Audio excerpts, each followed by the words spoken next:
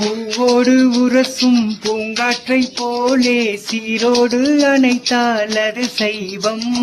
வேரோடு வளைக்கும் புயல் காற்றை போலே மார்போடு இழுத்தால் அது அசைவம். புல்லில் வந்து விழும் தூறலை போல் ஒரு பெண்ணின் மீது கை தீண்டுவது சைவம். கரையை மீறுகின்ற வெள்ளத்தை போல் ஒரு பெண்ணை சேர்த்து எல்லை தாண்டுவது அசைவம். பெண் கூந்தல் மீது பூவாகட்டா, உன் கூந்தல் கலைத்து விளையாடட்டா. மெலிதான முத்தத்தில் சத்தே இல்லை, மெத்தை மேல் சைவத்தில் அர்த்தம் இல்லை.